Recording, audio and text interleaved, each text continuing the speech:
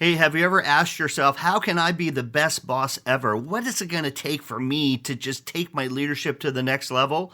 Well, luckily, on the next 24 hours, we're going to answer that question with Don Frericks because he just wrote the book called Best Boss Ever: The 5 Steps to Rapidly Develop Yourself into the Leader Everyone Wants to Follow. You don't want to miss this. Welcome to the next 24 hours, where I'm going to give you real information you can really use to transform your life and work one day at a time. I'll be your host, Curtis Zimmerman.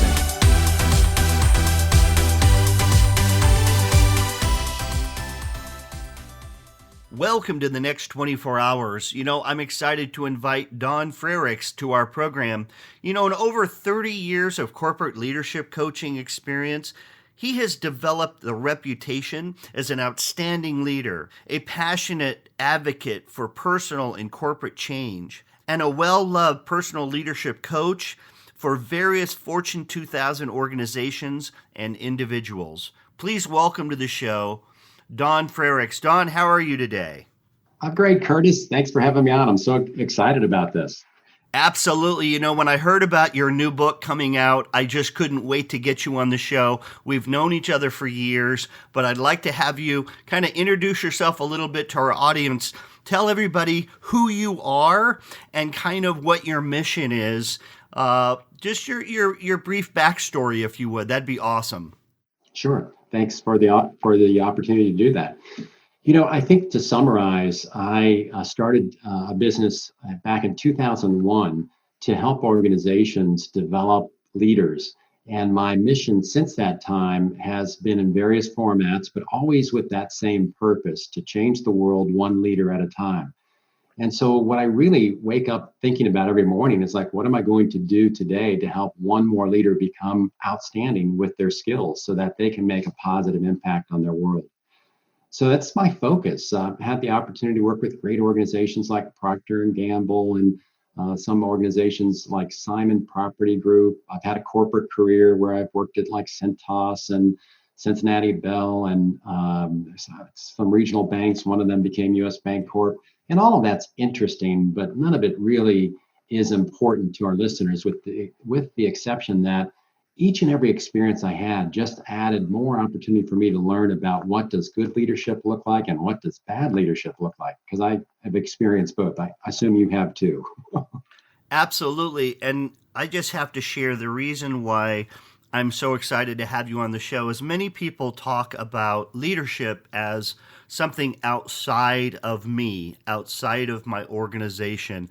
It's a methodology. It's something that I'm going to kind of lay on top of my organization to keep them under control. And I think that, your title of your book kind of says it all. Best Boss Ever: The 5 Steps to Rapidly Develop Yourself into the Leader Everyone Wants to Follow. And the key to me with that is, the 5 steps to rapidly develop yourself into the leader everyone has to follow, everyone needs to follow, everyone better follow, everyone's going to follow. And you choose the word everybody wants to follow.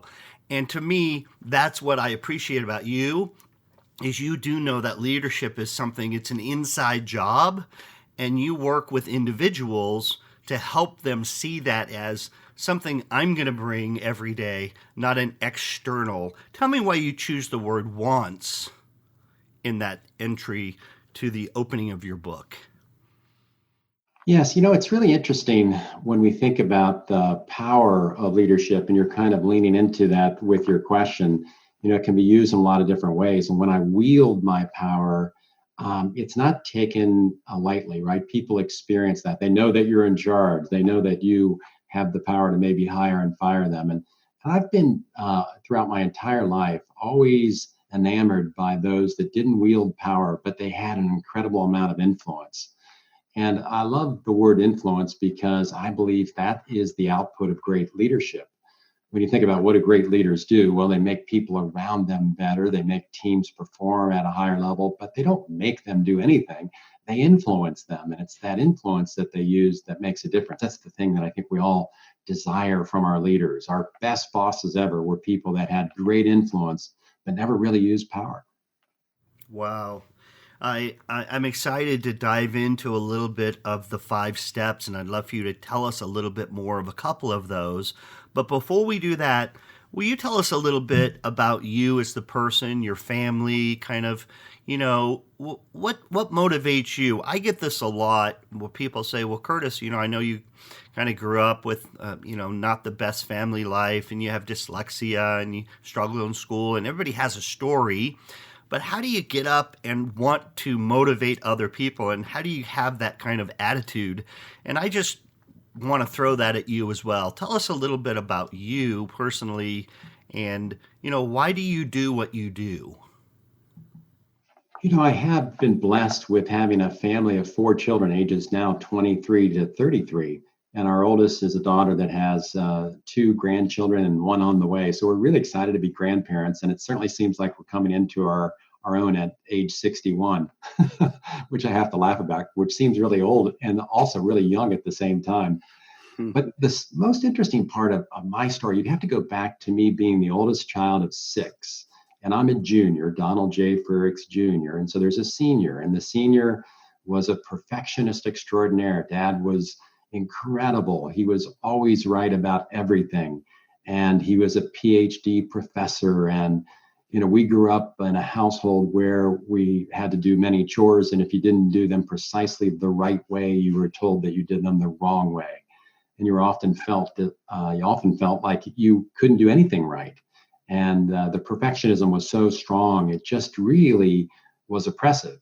And we felt like there was some emotional abuse that was in our house from our father, primarily aimed at my mother and my siblings. And my story as a leader kind of starts with the fact that I realized that that's not the kind of father, husband, or leader that I wanted to be. I didn't desire to be right all the time.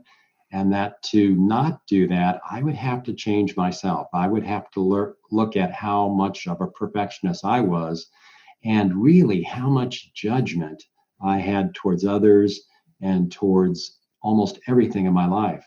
It was quite shocking the first time I had that revelation. And I realized that perhaps the most exciting part of leadership development is the transformational opportunities that are there for all of us, because we all have something, like you said, with your story with dyslexia, we all have something we have to overcome that's there. And the first step of leadership, great leadership that is to be able to lead yourself. And until you deal with the things that have always set you back, whether it be dyslexia or perfectionism or judgment in my case, you're really not prepared to lead others. That's where the journey begins. Wow, I love that. So let's hear a little bit. Thank you so much for sharing that. It's really so important for everyone to know. I think, especially when it comes to leadership, that you don't have to pretend that you're bulletproof. You don't have to pretend you have all the answers.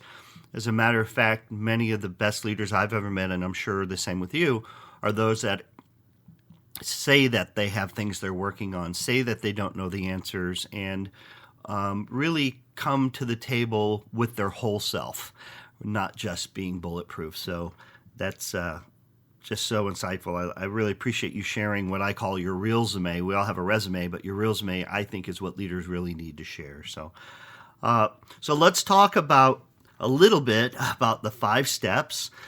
In your book, you talk about the 5 steps really to rapidly develop yourself into the leader everyone wants to follow.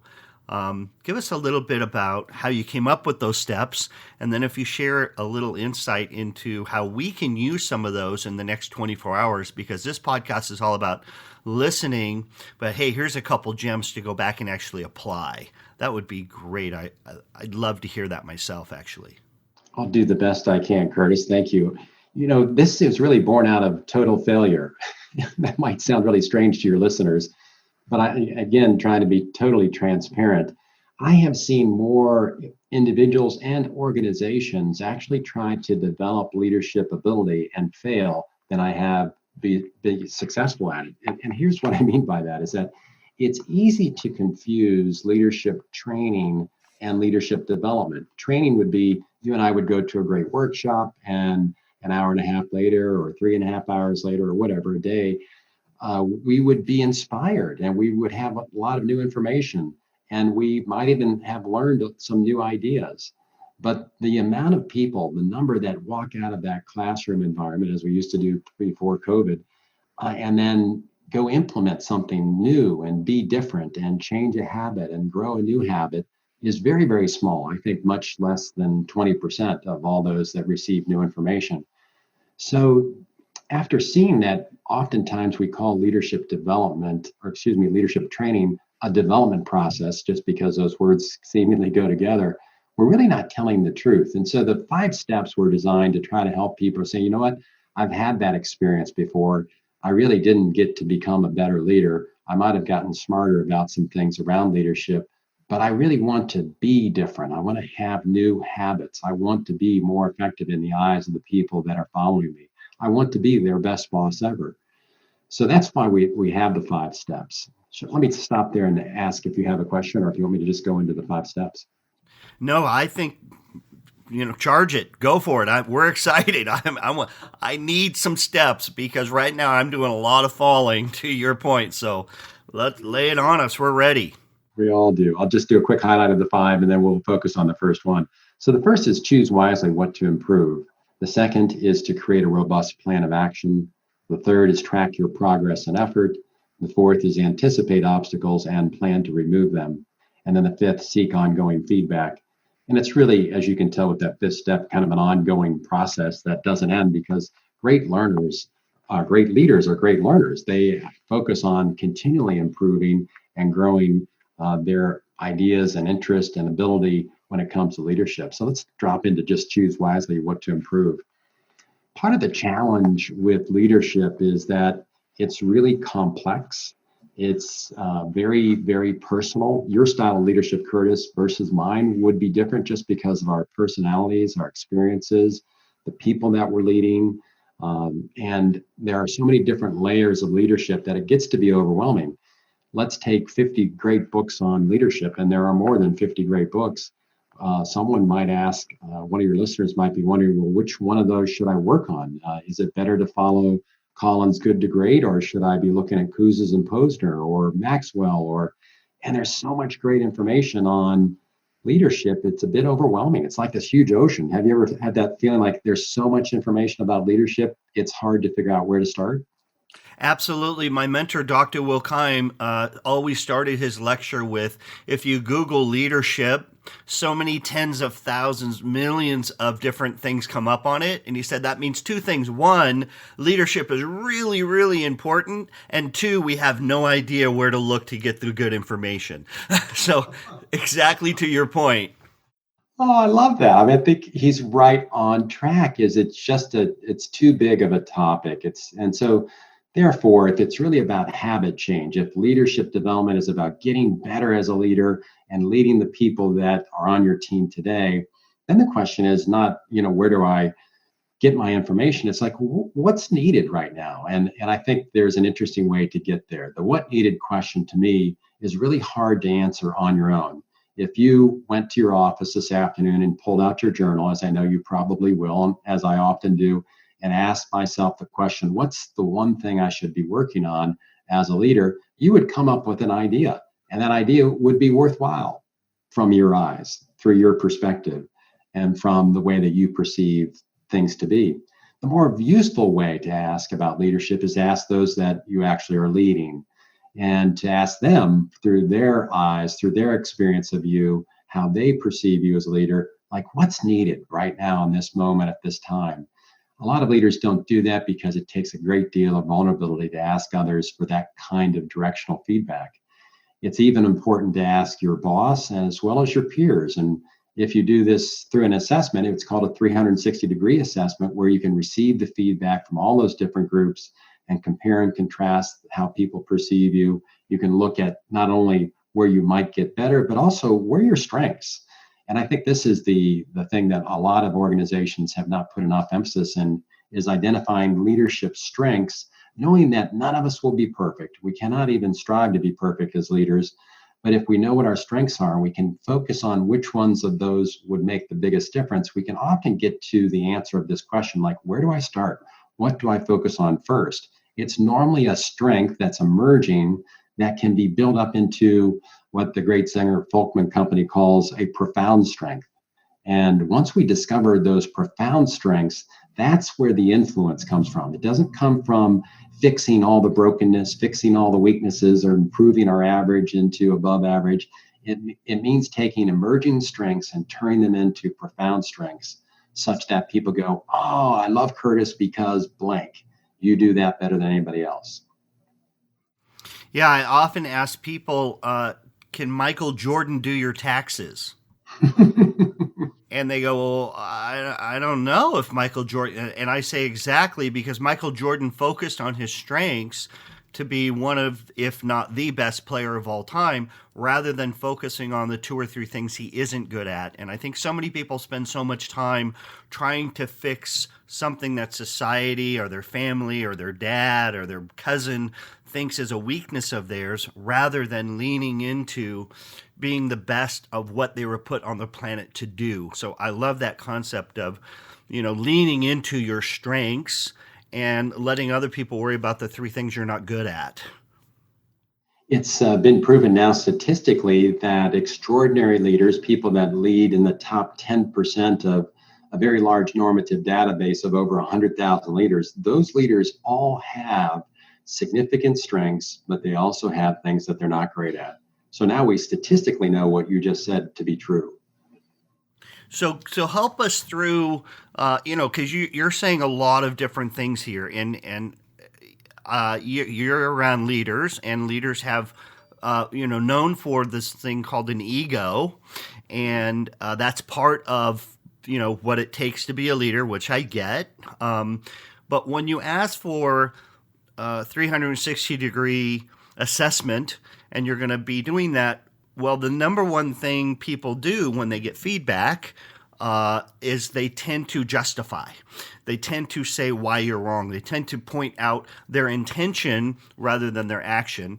And to me, the way that those types of assessments work is if you're able to be quiet, hear what the person's saying, and then take time to reflect on that. Can you give us a little bit of how do you suggest people stop being defensive when they hear this honest feedback and actually take it for what it is, and maybe come back and revisit something later with that person if they want to say, I'm sorry, or whatever that is. But how can we stop just reacting into the justification or the, oh, they're wrong, I'm right? That's a big problem. And I think it's if you can't do that, the assessment means nothing, is my opinion. So right. So right. Our three biggest challenges as human beings, but they get amplified in leadership, is ego, pride, and selfishness. And, when those three things just show up bigger than who you are, it's really difficult to have any form of effective leadership. So it does help, to your point, to have someone kind of unpack the results of a 360 assessment or interviews, however you choose to do it, and have someone help you understand what it means. Because sometimes your ego does jump in the way and say, well, that's not right. That's just not true. That I know who said that person doesn't know what they're talking about. And unfortunately, we also know now that your ability to see yourself through others' eyes is not as good as you think it is. You've talked to my kids. You don't really know how they see you until you actually put yourself in their shoes and look at the data, and you can really now begin to see yourself through their perceptions. I've had some people say, Curtis, like, Don, are you kidding me? Is this all about perceptions? And I would say, wait a minute, you're a leader, right? Yes. Who do you lead? I lead the people on my team. Okay. So do their perceptions matter or not? Well, yeah, they matter, but no, but. If they really matter, then you need to put yourself in their shoes as deeply as possible and to see you through their eyes, not see you through your eyes. And that's a pretty big shift. And sometimes that requires a mentor or coach or someone that can help you interpret what those results are, because it is so meaningful when you can begin to start to see yourself as others see you. That's where leadership lives, because your effectiveness is either perceived or not perceived to be there. Wow. I love that. So give us one more tip, and another step, and because it's really important for me that we try to give as much content in the program that people can actually go back and then use tomorrow. So if you're going to talk to your nephew or talk to a CEO or talk to somebody that's struggling with something and you said, here's one thing I want you to think about over the next 24 hours, what might that advice be if we were in the backyard having a barbecue together and somebody had some things they were, struggling with? It's a great question for us all to consider all the time. Probably every day we should be asking ourselves that question. I often say to people, and this is a little annoying, so I will say this up front. What is life teaching you? And they'll say, what do you mean? What is life teaching me? Because I always like to say life is the great teacher. And if you're at the school of life, you have a lot to learn because it's always teaching you something. And so whether or not you get that question, I think it's a great question to ponder all the time. I believe that one of the things we can all do immediately is to make sure we are reflecting on what life is trying to teach us. And that only happens through reflection and journaling. One of the skills that I teach all of my clients, and I recommend to your listeners, Curtis, is that they should really be very reflective, especially during these very difficult times that we're going through right now. Noticing what's happening to them and noticing how they impact others is a really good place to start. And that just means by taking out a pen and your journal and asking, what is life trying to teach me right now? What could I do better as a leader?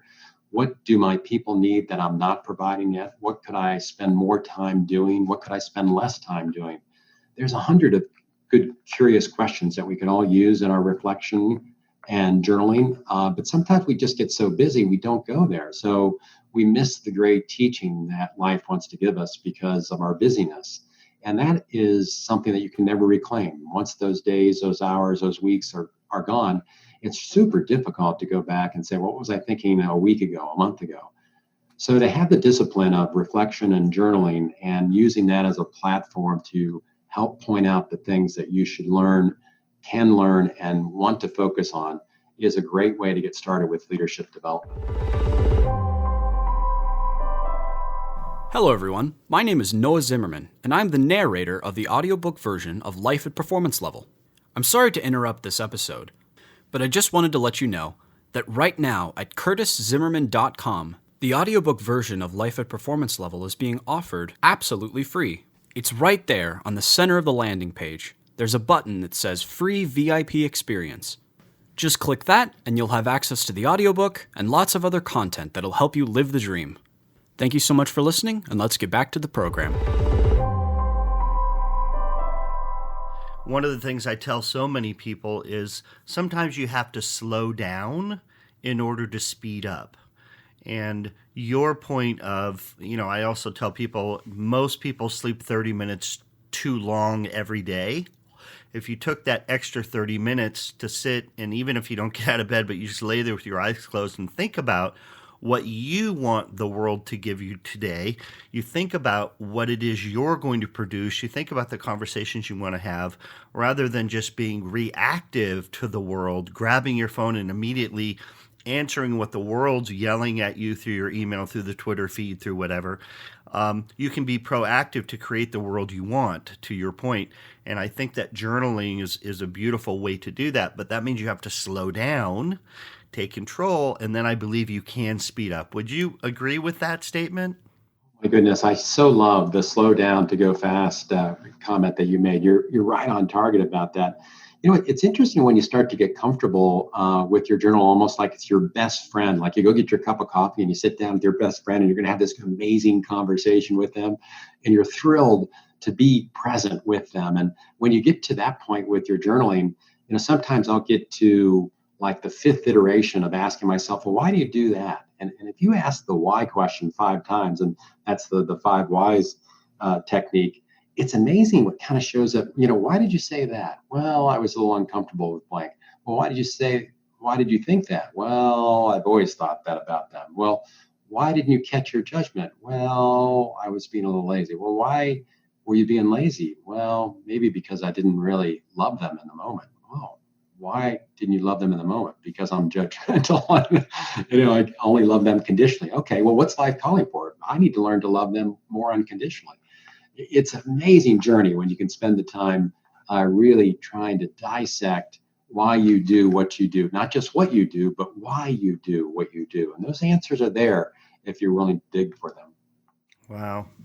Before we let you go, I had a couple of very specific questions. I know you've done a ton of coaching and deep dives with leaders. And, a couple of the things that I run into with my coaching is, so I'm a new boss. And one of my problems is 4 or 5 of the people on my team are older than me. And they might be 10, 15 years older than me. And now all of a sudden I have to tell them what to do. The other one is the opposite of that. I've been working and I'm kind of an expert and I feel really good about where I'm going. And now finally I'm the new boss. But as I look back over my shoulder, I have 10 or 15 people I'm going to be leading that might be 30 years younger than I am. And there's a feeling of I don't really know their lifestyle and how they deal with the world and the way they communicate. And so those two specific lifts, somebody I have to lead now that's my senior and somebody I have to lead that is quite a few years younger than me. Do you have any specific advice for a mindset or a way to reach out to those people in a way to make them feel more comfortable in their new role? That would be extremely helpful information for us. I have a huge smile on my face. I know your listeners can't see it, but I'm just smiling because I think that the answer is probably good for both groups of people. I did some research when I wrote a white paper called How We Became Leaders, themes from 22 stories about the journey to leadership and what it means for future leaders. And one of the surprising answers that I got out of these wonderful interviews that I did with extraordinary leaders came from Richard Davis. Richard Davis ran U.S. Bancorp for a number of years as CEO and then chairman. He navigated through the difficult 2008 banking crisis, and he's a personal friend and a wonderful human being. He now runs Make-A-Wish as an organization because he didn't want to just retire. He wanted to go, make a bigger difference in the world. And Richard, to give him credit, said to me when I asked him about what's the number one most important thing a leader needs to do, and this gets back to your question, he said, they need to be curious. I said, what? They need to be curious. I did not expect that from someone that had 73,000 employees reporting to him when he was the chairman of a bank, the 5th largest bank in the US. And what he meant, as we kind of unpacked it a little bit, is that there's lots of people that are super smart, and there are lots of people that have the ability to influence others through a big title or the power that comes with it. But there's very few people, whether they're younger or older, that are curious enough about what it's like to be the other person. And this just goes so well for what's happening in our country today, is that we've lost tremendous curiosity for what it's like to be somebody except for ourselves. And so we don't ask very good questions. We don't listen with our whole heart. We just go on with doing our work and assuming that others should be like us because that's what we like. And I think your question makes us think that whether I'm younger or older than those that I lead, does it really matter if I am curious, if I'm able to connect with them because I understand what it's like to be them? Wow, that is a spot on. I love that answer. And wow, I can't tell you how happy I am to have you on the show, but also I have a little bit of a delayed thank you that I owe you that I wanted to make sure that I tied into this program today. And that is, we met years ago, and you were a coach and I was doing my speaking thing, and I always wanted to write a book, and you had chatted with me about that, and how excited you were for me to finally get the book together. And we were just acquaintances, I wouldn't say close friends or anything, but when I was getting to the final draft of my book, I was trying to think of high quality people that would give me honest feedback, people I respected. And I called you kind of out of the blue, and you said, yeah, let's go grab some coffee, and asked you if you would review my book. prior to it going to print and the final kind of edits. And absolutely, you said, of course, it would be my honor. I'd love to do that. And, you did everything for free. And it just speaks volumes to me about your style of leadership, and you believe in giving back and taking time out of your life to help me make my book better. I just wanted to be sure to thank you and say I really appreciated it. And, that's why, for me, anything I can do to get your amazing thoughts and words into other people's hands is kind of my goal. And I would love to just ask you, if somebody wanted to get a copy of your book or find out more about you, can you tell us an easy way? How should people go about that after this interview if they want to reach out to you about coaching or just, find about how to be the best boss ever? Thank you. I think the easiest way is connect with me on LinkedIn. I'm very active there, so I'll notice that. I have a website at donfrericks.com, and you can order the book on Amazon. I think they do the best job of it. I believe the Kindle version is only $4.95. It's an easy-to-read book. I like easy-to-read books now, Curtis. It's it's only 60 pages long, so you can cruise through it. But the idea was to give people the blueprint for what it takes to do this type of leadership development work, and then to also know how to do it successfully. Love it. Love it. Well, I just wanted to thank you one more time for joining us on the next 24 hours. And I look forward to when we can see each other once again and enjoy a cup of coffee. Thank you so much, my friend. Keep living the dream. I appreciate you so much. Thank you, Curtis. And thanks to all the listeners. Bye now. Bye-bye. Well, now it's time for the 24-hour challenge, and Don set us up so brilliantly for this.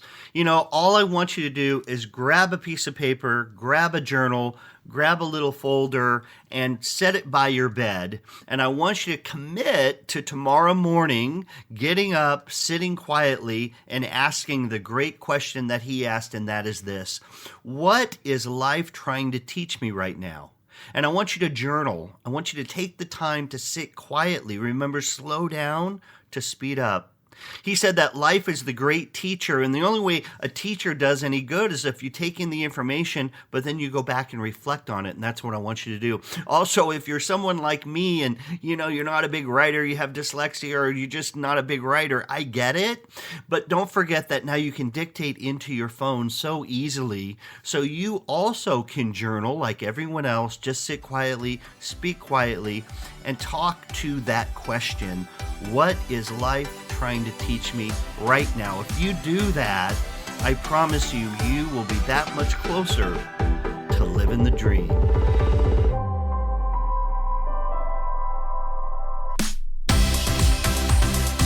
Thanks so much for listening to today's episode of The Next 24 Hours.